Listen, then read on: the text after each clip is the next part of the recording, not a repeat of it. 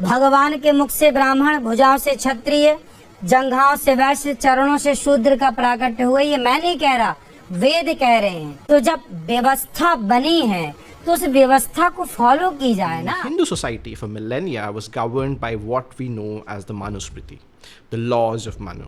The Manusmriti defines the structure based on the Varna system. There are the four Varnas, the Chatur Varna.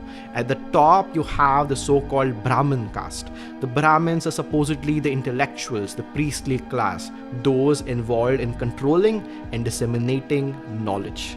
Just beneath them, we have the Kshatriyas. The Kshatriyas are the ones responsible for wielding the weapons, the Shastras, and they are equivalent to the modern day Rajputs and the Thakurs, the ones responsible for being warriors and fighters and rulers. And then below them we have the Vaishyas. The Vaishyas are the ones responsible for commerce, business and trade.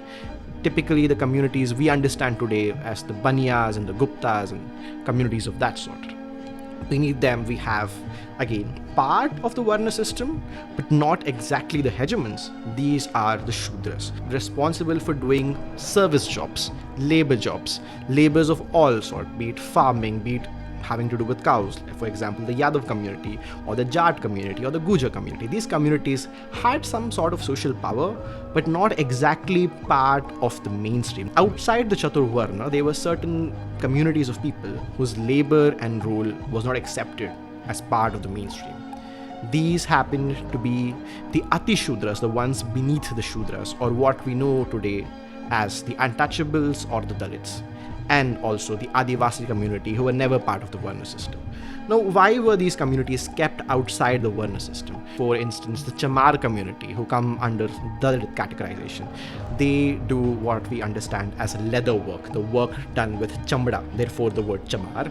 And the leather work, it's done from the dead skin of the cow. Hindu society, as we understand, the cow is sacred, the cow is holy, the cow is the mother. Such labor is considered impure, therefore these communities were seen as untouchable and were forced to be excluded from mainstream society. Brahminical social order, where you had certain castes at the top with certain assigned duties, with a certain assigned social and economic capital, whereas there are certain communities of people who were, again, intentionally excluded from mainstream society. And this social order was more or less what dictated the Hindu society for a millennia or more.